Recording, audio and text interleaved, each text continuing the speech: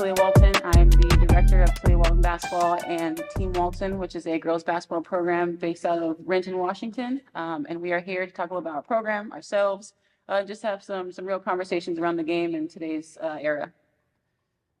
And I am Alex Montgomery, Tacoma native. And once my sister, Talia, asked me to hop on board, I was super happy. So I'm here to assist in whatever she needs me, in whatever areas. And yeah. Perfect. So it's from Tacoma. What high school did you go to? Lincoln High School, the best yet. In Tacoma, the best of Tacoma? Yes, well, statewide, but Okay, well, if you beg to differ, it's okay. It's okay. I understand. Sure. Then the Federal Way High School, the Federal Way. Yeah, if you just go there, you see the old piece of wood that we used to play on the wall. No banners, but second place trophies. They got to count for something. I just heard about Federal Way when I got out of high school, so. You're a little bit older, though.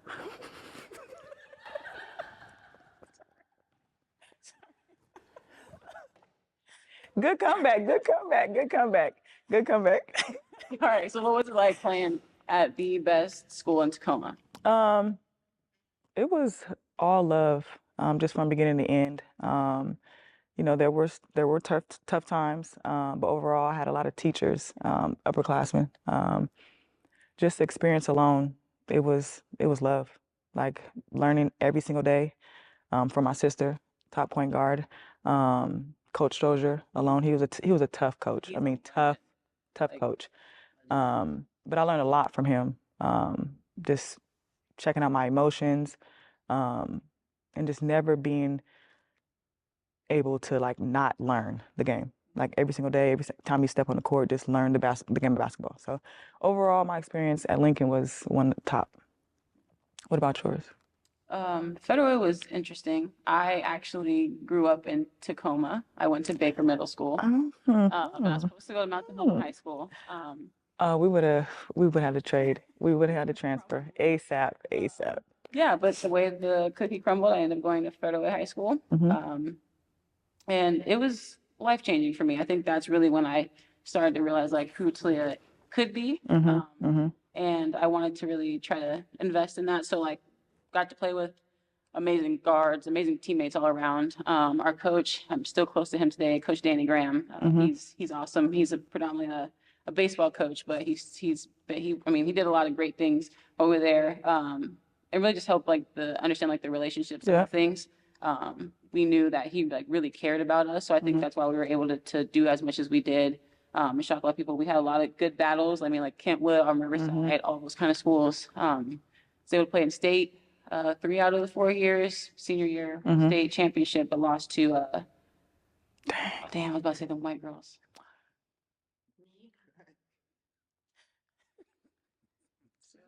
No. Relax.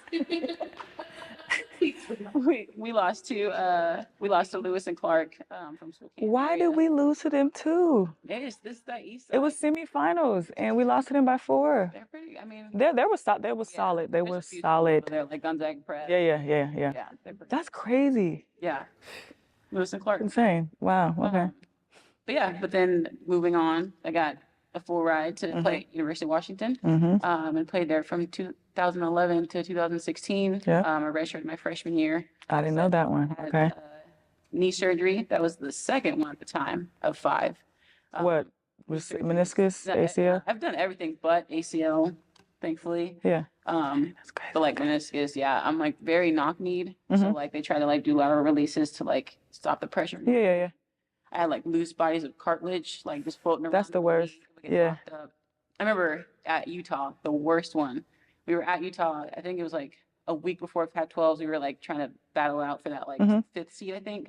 And I was in the tunnel, I was on the bike and warmed up because I had this whole routine. So they knew knee, it takes 30 minutes. So I was on the bike, I was feeling good. We went in, we talked, we had our huddle, we came out, talked position-wise, came back out, and I was stretching on the ground and I went to get up and I couldn't get up. So I had, at that time, there were 3 that about the size of I don't know, a quarter, that round and just in my knee. So they would get locked into joints and stuff. And so I either couldn't bend my knee or I couldn't straighten it. And so I didn't start that game because I was movie still in the tunnel. Like, they were tipping off. Yeah. In the tunnel. Like, my trainer's trying to get whatever, do whatever. Yeah, loosen it up. Yeah. Oh. And so finally, I think just hear it. towards the end of the first, I was able to get back out there. And then I had to play the whole game because then it would be over. Yeah, it'd be over. Yeah.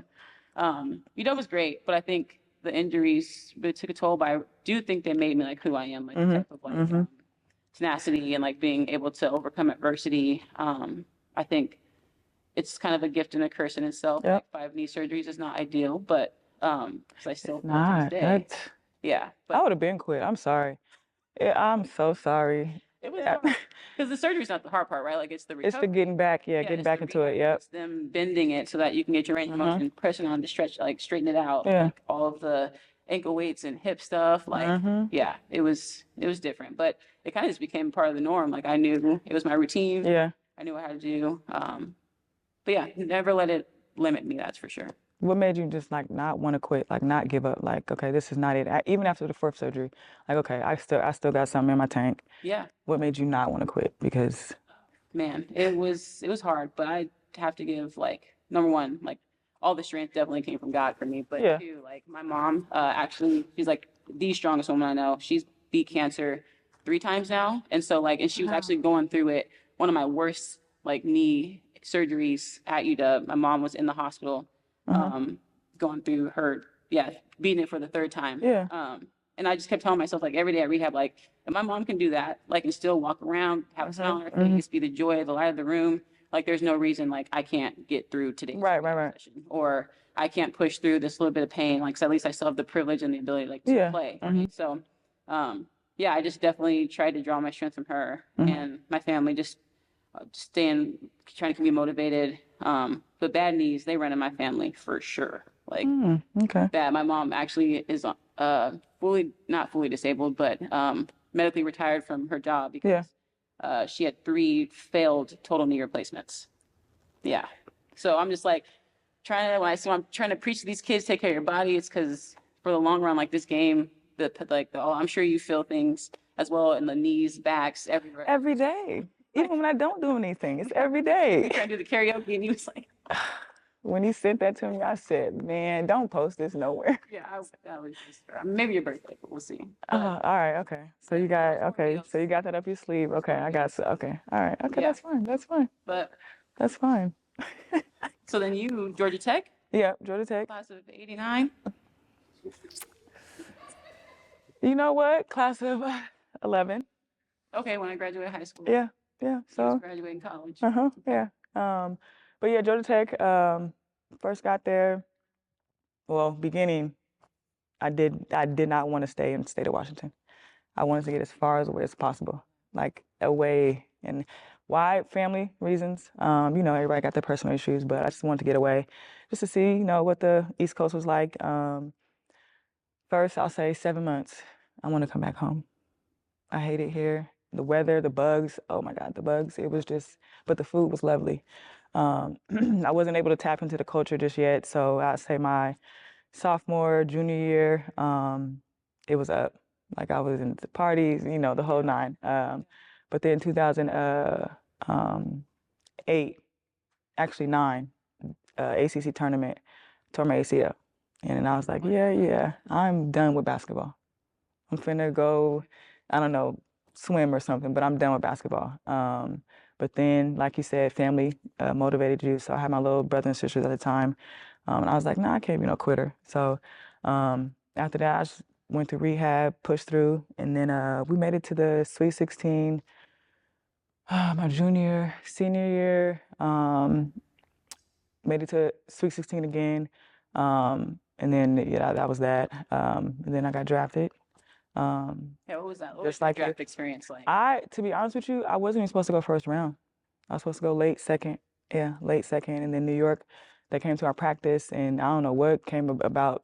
I was lighting them up. Started windmill? Lighting them up. No, not a windmill dunks, but I had a good practice. And then the coach was like, yeah, we like her. We're going to take a chance on her. But then my coach was like, don't get your hopes up. I mean, yes, she came to practice, and yes, she said what she said, but, there's other players in your position. So just be ready for whatever, because the draft can go any way. I remember we was in a film room, and we had on, the film screen, and they said my name, and I was like, "Is this for real?" And then everybody started pouring water. I'm like, "What? I just got my hair flat iron. Why would you guys pour water on my hair?" But other than that, it was a great experience. It was unexpected. Like I said, I didn't expect to go first round, 10th pick. And after that, everybody, once I got into the locker room, it was like, "Okay, we picked Alex Montgomery. Like, who is she? Like, yeah, we seen her highlights, but we never really seen you play. So I literally had to prove myself. Yeah. Like, prove myself every single day just to get playing time. And then on top of that, I was playing behind Cappy Pondexter, so it would be a blessing to see the floor. And if I did, it would be like, okay, you're in there 2-3 minutes, and if not, then you cheer your ass off. Yeah. Tail off. Sorry. Play a role. But other than that, and that I'll say that was the hardest part, me finding a different role. Yeah. Because Georgia Tech, I was on the 3-point line knocking them down. Yeah. And that was just my role all throughout college. But finding a new role was the hardest going into the league. So yeah, I think my draft experience was interesting. It always just felt like a whirlwind. We went to the Final Four.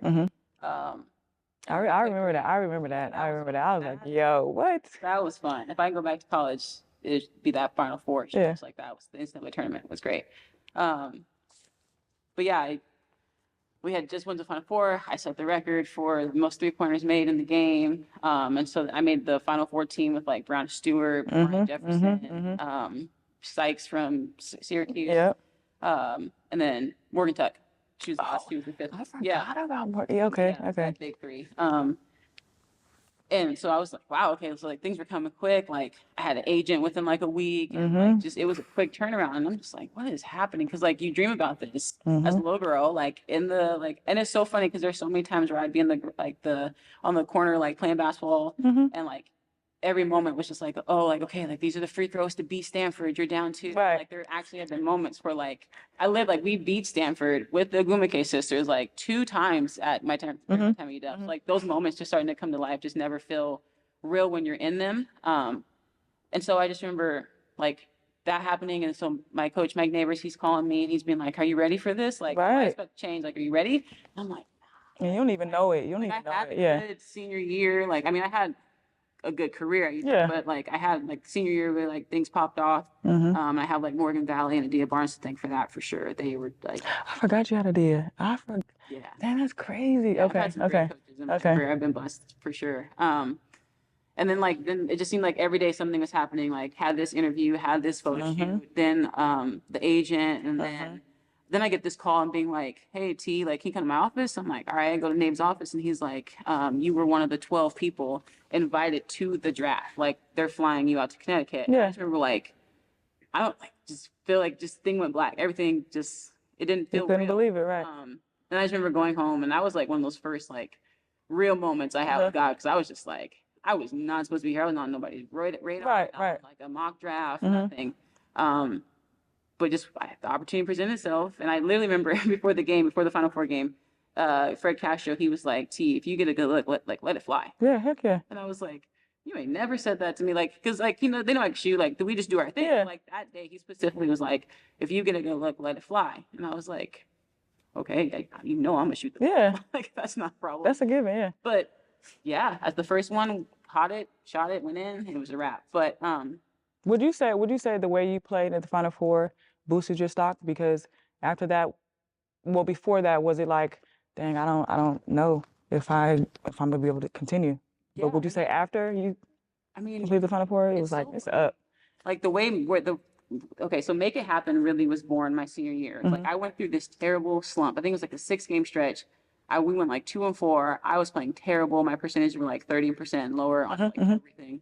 Like the Seattle Times wrote an article about how bad I was playing. I was like, it's not that deep. Like they wrote it's still out there. My shooting slump. It was going to threaten my career and the Huskies postseason play. And so I was like, so when I read that, I was like, okay, bet. So I immediately was just like, Adia, Morgan, whoever's like we're in the gym, like nonstop, getting shots up. And it was a conversation that I had with Coach Morgan, and she was just like, because I started asking her, I'm like, all right, some doubts creeping in, like about what's next, and that's really what it was, like the pressures of like what's next, like am I gonna play in the WNBA was starting to weigh on me heavy, and it's all I could think about. So like every miss, I was like, oh, no one's looking at me. Like it became like a real mental thing. Yeah. But she just told me, she was just like you've already got, like it's already in you, like it's already in you, it's already on you, like you just got to go out there and make it happen. Right. And like literally, I remember that conversation like face to face, as if she was standing in front of me right now. And that's really where Make It Happen came from, which is like the nonprofit, and just kind of like the motto, and then Be Limitless stems from that. But yeah, that's really where all that comes from. But sorry, fast forward to now to the draft day. So I'm out there. I'm like, again, Breonna Stewart, like we're all at the same draft together. We're kicking it, having a grand old time. And I'm like, and I still felt like this feeling of like, I do not belong here. Like, even though 1000% earned it, right? Like there was always this moment of like, I don't belong here. And that started to creep in even more when come draft day, my parents weren't able to come because two of your parents got out for the Final Four. Like NCAA paid for that. Right. So like, but they made them, pay for it first, and they reimburse you. Right. So like, my parents had already put out more than they ever could have, right, to come to the Final Four. And so while in the week, 1 or 2 weeks later, now it's draft day, so they weren't able to come with me. So I was at the draft alone. Dang. Yeah, my coach, Mike Neighbors, was with me. Okay. So like at my table, it's just you and it's Coach. me and Coach Neighbors. And then I just remember being like, okay, like I'll be honest, like I didn't think I was going first round. Like that draft, 2016 was stacked. Like it was. I'm just happy to be here. Like see the lights. I got a basketball with my name on it. Like I got to go through all the orientation stuff. They teach about management, like all of that. And I just remember sitting there like, okay, I knew I wasn't going first round. Like that wasn't anything. There was a couple teams that had talked to like my agent and stuff like that. So I'm thinking, okay, like the Fever or Chicago, right? Or and I was like, preferably the Storm, like, like that would have been great. But I just remember sitting there and like the first round goes by and I'm like, okay, like I'm cool because I like knew. Yeah. Second round starts and we get about halfway through and I'm like, okay, what's up? The room's empty now. Yeah, what's going on? Because that was all first round picks, early second round picks. So now it's just me left in the draft room. And so I'm just sitting there with Nabes and I'm just like, okay, obviously you're getting drafted or you wouldn't be here. Right, like, they wouldn't invite you. Yeah. It just feels like you felt a little, not embarrassed because it's still such a blessing in that moment, but a little bit of embarrassment. Like you're the last one, like when you in gym when you get picked last. Yeah, it's like playing. Oh, I don't want you on my team. Oh, I'm last. Exactly, that's how it felt. So then nope, I know that. I know that exact feeling. Sweating, palms are sweating, and then Nabes just bumps me and he goes, "Are you ready?" And I'm like sitting here having to like remember, refocus, again, and I'm like 4. And I look, and there's just this camera right in front of me. And he was like, and then they were like, the Los Angeles Sparks with the 29th pick Talia Walton from University of Washington. And it was just like, in that moment, I just lost it. I lost it. You cried? I lost it. I know, yes. Holly Rowe was interviewing me on live TV, and I was like, I lost it. I was just like, you know what? Like, I was just blessed, though, and I knew that I was going to have a lot to prove. Yeah. So speaking of that, like, what was your transition like from GT to New York? My transition, I will say it was tough. Just because once again I had to prove myself. Like when you said you got invited to draft night, didn't get invited. And I was right then and there was like, okay, am I really finna get drafted? Yeah. Like I did all this. Granted, everybody got a love for basketball.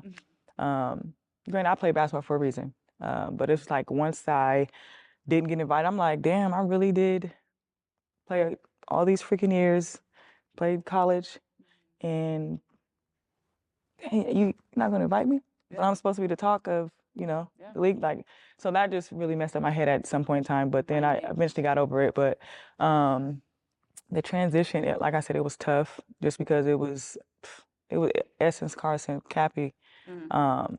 There was so many different guards in my position, and it's just like, okay, I still got to come in and prove myself. But granted, it's like college, I was the one. Like all scouting reports, hey, shut her down, like totem pole. And it was like, dang, I got to start all over again. Like, and then coming into college, I had a mentor. I had somebody always talking to me in my ear, motivating me. But then came, the league. It was like, okay, yeah, you got vets, but they talking crap to you. Yeah. Like, we want to see how tough you are. So it's like, oh, she can't shoot. In my ear. So it's like, okay, you my teammate or what? You showing me the right path or what are you really trying to do? Trying to play mind games?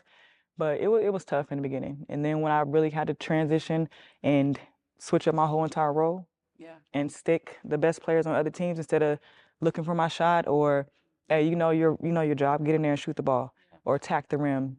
I'll say, what, the 4th year, Alex, now go attack the rim. Now look for your three. But in the beginning, it was all play your role, figure it out, follow Cappy, follow Essence, which they were great leaders. I mean, great leaders. But it was tough, though. It was tough. Yeah, I remember training camp, and it was funny. I was like, again, still this feeling of like, how am I here? I don't belong here. And I was in the training room getting ready, and growing up, like, you can ask my parents, like, I wore the headbands, I had box braids, I was number 3, all because of Candace Parker. Like, she was this, like, the sole person that, like, made me fall in love with the game first, because someone with her size, to be able to pass, shoot, handle, to do it all, like, I was just like that was my, like, Dan Trossi was more like the mentality and that aggression. Like Candace the grit, like, I don't have idols, but like if I did,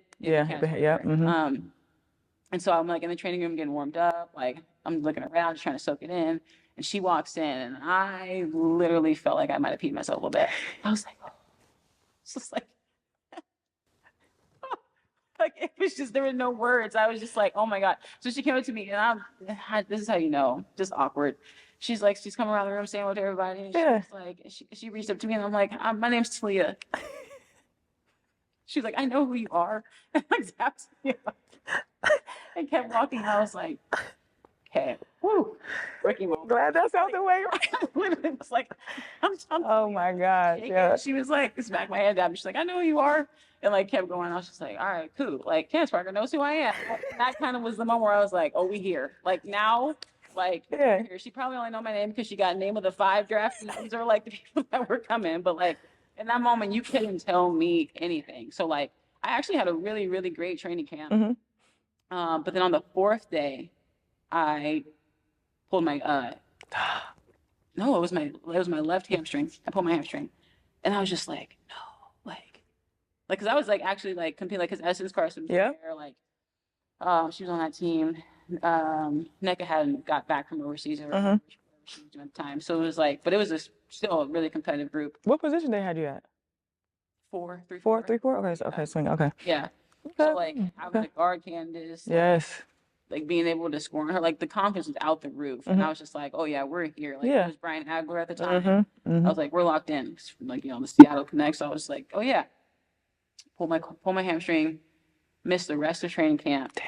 So then I'm like, oh my God, okay, like I already knew. Like you already got a target on. Yeah. Now you're just like, you can't, like, he literally was like, you could see he was so like, it almost felt like he was mad at me, and I was just like, nobody's feeling worse than me in this moment. But yeah, so then they, you know how they give the call, they give your hotel.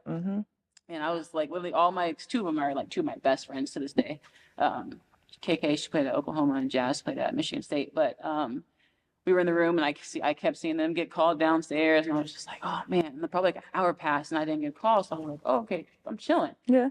So I go to training camp the next day. They're doing this, whatever. So then they come back, go back to the hotel. That's when I get the call, and I'm like, all right. So me and him are sitting down, we're talking. He's like, Talia, this one really sucks. Like this is tough. Like, because like your game is beyond ready for this league. Like your ability to shoot it, handle it, pass, rebound, like defend, like your length, all that stuff. He's like, but your body's not. And I'm like, that has haunted me to this day. Literally told me that. He was like, your body's not ready. Yeah. And I'm like, okay, bet. And that's gonna be a whole nother. Being just because you got injured, or just being what? The injury. Young, okay. I don't know. That just doesn't sit well because it just, wasn't really, let's cut this part. I knew he wasn't really a rookies coach. Like, yeah. Oh, like, cool, we got drafted to LA, but like, fuck. Yeah, I already got, yeah. Okay, so, got you, yep. No, I mean, that makes sense though. But it was still a great experience. It really helped me like realize, like, just build that confidence, like that feeling of like, oh, I don't belong here anymore. Like, now that doubt, I mean, I haven't felt that way since. Yeah. I always feel like I belong in every room that I step into. Yeah, heck yeah. Candace Parker knows my name. Leave it at that. I cannot. Yeah. No, but I had the same moment with Diana Taurasi. Oh. And then, God, come on. Mine were? No, I just watched the dang game today. Oh, Becky. Becky. No, Oh, Becky. Just as her being a point guard, like, and just dishing dimes, just her, leadership. But once she said my name in the game, I was like, She was like, who has Montgomery? I'm like, I'm the only Montgomery on this floor, boy. Yeah, who got me? Who gonna stop me? For real though. And then after that, I was like, okay. But then that is crazy because that was it was the middle of my third year, and she said my name, and I was like, okay, you always know my name. Look. And then It's like respect, kind of acknowledgement. But yeah. So you already know this, but I started Team Walton early 2023. Had been around the game for a while. I felt like I was always helping out other programs. I felt like it was kind of like I just felt the need to like branch out and Yeah. do something in like the way I wanted to Right. do it, like the way I wanted to design it, the way I wanted to run it, and the culture that I wanted to build in my program. Because there had been some in the past that maybe I wasn't like a fan of, or was seeing the feedback from like kind of being that fly on the wall coach. So being able to hear some of that chatter and have like girls come communicate with me, Right. open up to me and share with me their experiences. And so like, because I'm a big believer that like sports can change our lives. Like, I Oh, feel like heck yeah. are two walking testaments Yeah. of that. From where we come from, the things we've accomplished, the seats we have been able to sit in. I charge a lot to that, to the game. And so just wanting to make sure that, but like you said, when you had Coach Georgia, like there was a positive experience that you Oh, had, heck right? yeah, It yeah, wasn't yeah. just like X's and O's and Yeah. skill work. Like there was still like there's positive experience element. Yeah. And I think that in this AAU world, that can get lost a lot because it is kind of, in my opinion, people kind of out for themselves in a sense, right? And trying to have the best and do this and do that. And I think in that, like nothing wrong with that, right? Like I think Yeah. we're trying to build something great. Like, but I just think it can get like we can hyper focus on winning or the success of like of program, but like you take away the element of like you can still win, you can still change lives, you can still be impactful to these girls, even if you're losing basketball games. Right now, as competitors, we don't want to lose, but Yeah. we can still have a positive athletic experience. And so I think that piece gets overlooked a lot. And so that's why I wanted to really try to branch out and do my own thing and start that. And then it's grown a lot actually. And we added the high school program to it now, which is exciting because we're going to be able to help girls get to like the levels that we've gotten to in our career across the coaching staff. Everyone has played at the next level. And so I think that experience, that real women's basketball experience is super important. And I just think that it's, on the up and coming. So like you have to take that with a grain of salt when there's the doubts and the people who want to check you out, but aren't really sure, or what shoe do you got, like all that kind of stuff. So like really having to get this out the mud and really build up from where we started with like, I mean, literally that we've had teams that were like picked up from a recreation division and like dropped into an AAU world. And the growing pains there and like having to really lock in on the skill development, which you help us with a lot. So basically, yeah. what like the skill, how would you define like our player development with Team Walton? Right now, I would have to say I really love focusing on the basics. Why? Because that's how I learned. So just going in every single day, teaching the girls the basics, the right fundamentals, and not just the oohs and the ahs. Because if you can't dribble with your eyes up, where are you going? So that's my main focus. As I need you to know the basics. Can you make a right hand layup? Can you make a left hand layup? Can you make a jump shot? If you can't do that, we have a long way. And so even if we do have a long way, I am all bought in to teaching you the right way, the basics. I don't care if it takes 4 months for you to get the basics down. We're going to get the basics down. So from basics to advance, and then we'll just, go on from there. But right now with Team Walton, I would say we're, here's beginner, we're right in the middle. Here's advanced, we're right in the middle. But it's like you said, it's only going up from here. They really have. So like every single training session we have, it's always good energy. Like always, I feel like the girls get better, and I feel like they get better just by after every single session. Did you guys learn something today? What did you learn? I don't care if it's one person that says 5 things. Hey, you got better today. So, but yeah, like it's only going up. So Yeah, it's definitely a focal point for us. I feel like the experience that we have, we know, and like all across the coaching staff, like we've all experienced the women's game, which you can argue it's different or it's the exact same as the men's game, but there is a little bit of a difference when you can look at your coach and be like, oh, I can see yourself or see Right. possibilities in your coach, right? So for me, representation matters, and that's why I have the all female staff, and that's why it's gonna stay an all female staff. I'm glad you said that. I am glad you said Yeah, that. because I just feel like, and it's not there are some amazing male coaches. Oh yeah, on heck the yeah, girls' heck side, yeah, for heck sure. yeah, for sure, yeah. I just think it hits different, and I think parents really appreciate that as well when they can say like, you know, when they resume, it's like when you get a job, like they want to know what qualifications you have to do this job, and it's like we can look to parents and say, well, here's our resume, Yeah. here's our women's basketball Yeah. resume, and you know, and it goes from it's a spectrum, right? Right. And we cover all the bases, and I think that there's not too many programs, if any, around here that can say that.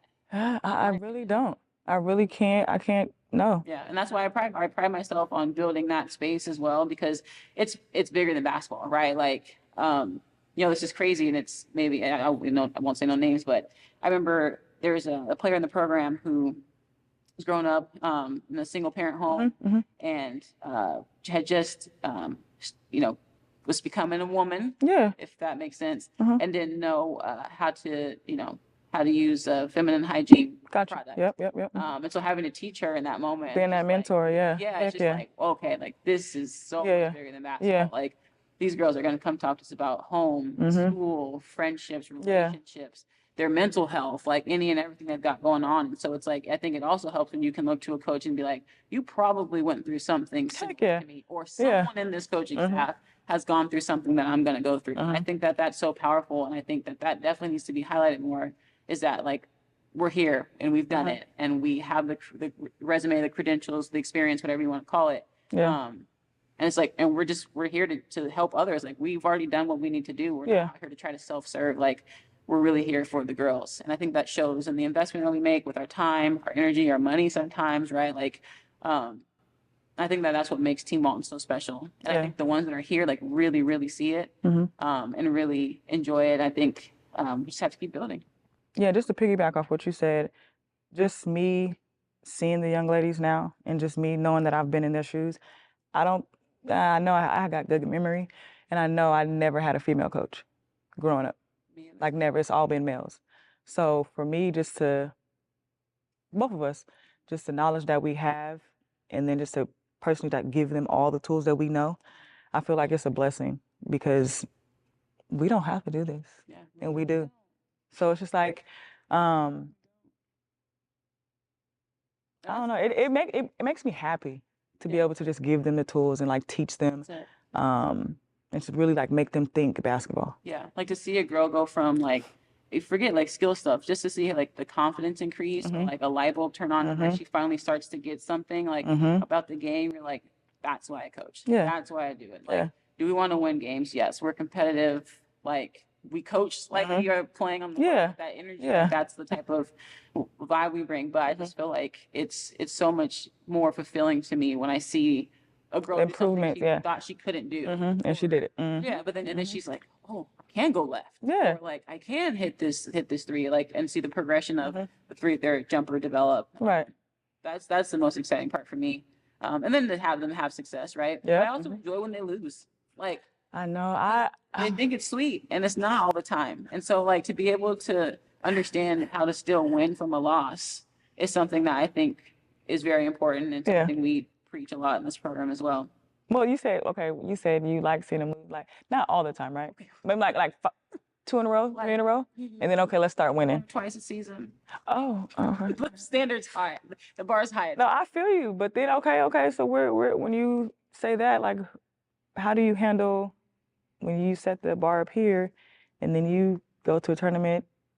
Okay, you finish, you know, in between, but then you go to the next tournament and you just lay a fat egg, like what? And then go to the next tournament, another fat egg. It's like what? How do you manage that? Like, yeah, I think for me, I'm big on accountability. I talk about that all the time, and so I'm always going to hold the kids accountable. Yeah, heck yeah. Win, loss, irregardless, like we can always be better, right? So let's not get comfortable. Let's not settle.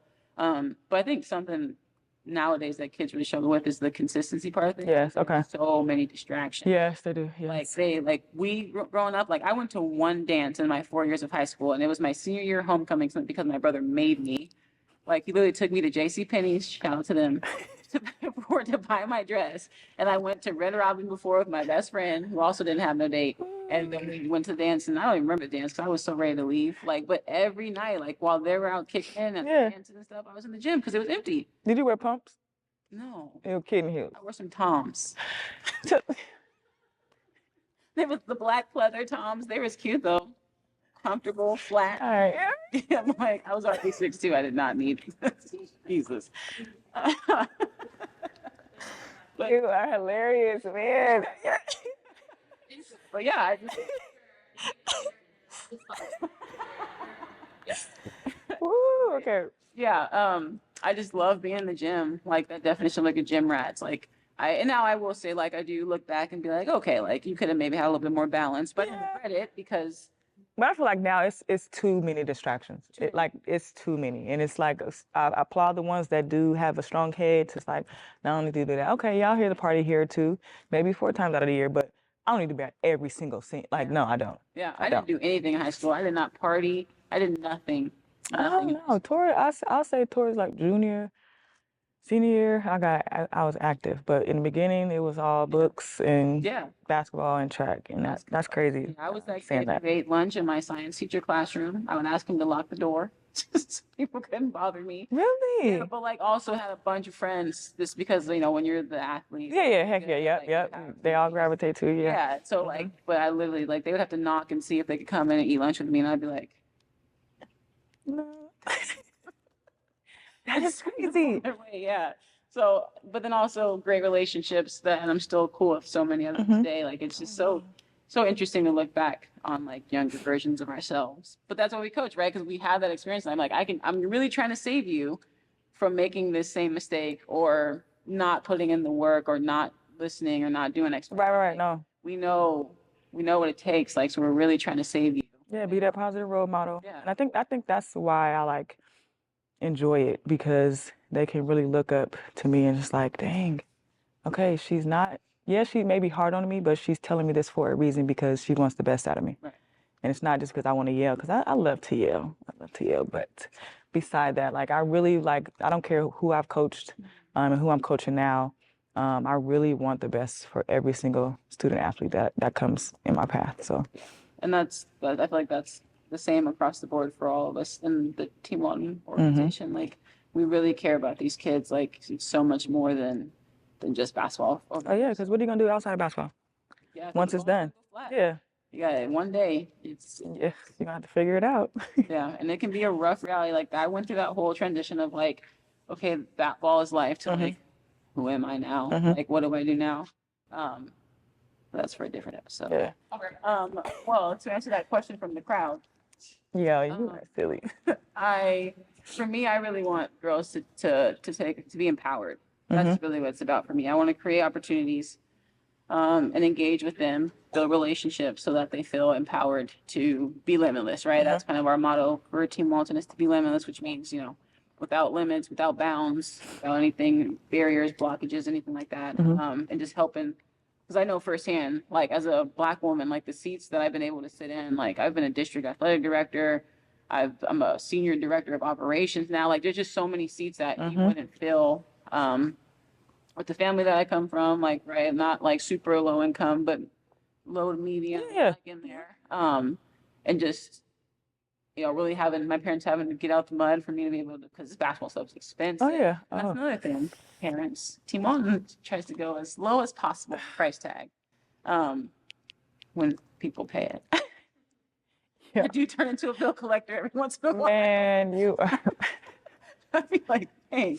But yeah, I just really want them to feel empowered, to feel like and to find their voice, and to feel like they belong, and that they're able to do amazing things, and that they're fearfully and wonderfully made, right? Like that they can do so much regardless of what society tries to make them think about themselves or their abilities, and just using the game of basketball to empower them. Because there's nothing better than getting an and one, right? Yeah, Like yeah, nothing, yeah, or heck hitting yeah. a clutch free throw or win the championship or whatever the case may be. Like, so all using those moments and then making them life, transferable into life and helping them still feel equally as confident and as strong and as powerful and great in all of those things as they do on the court off of it. Well, you pretty much said everything, but my two main points is just to be confident, because me growing up, I wasn't confident. And just let it, like, when you're on the court, if you find yourself telling yourself, I can't do something, you're going to go out in the real world and say, oh, dang, I can't do this. But once you do it on the court, if you can do something on the court, you can pretty much do anything in life. I don't care whether that's a no-look pass or dunking on somebody or making a free throw with your eyes closed. But like once you find your confidence within yourself, like I feel like you can do anything in the world. So I think that's one of the reasons why. That's not. I'll say that is one of the reasons, because being confident is key in life. Like no matter what you do in a classroom, pretty much just talking, regular conversation. If you're confident, that's the number one key in life. And then just being able to network, holding a solid conversation, walking into the room, no matter who's in the room. Okay, so yeah, Michelle, like I would, no matter if she was in the room or not, like I would love to go and just pick her brain. But me just looking in, or a young lady looking in, you gotta have that confidence. Yeah. So I think that's why I do it. Just have self-confidence. Couldn't agree more. And be able to network. If you want to be a part of the greats, come on over to Team Walton.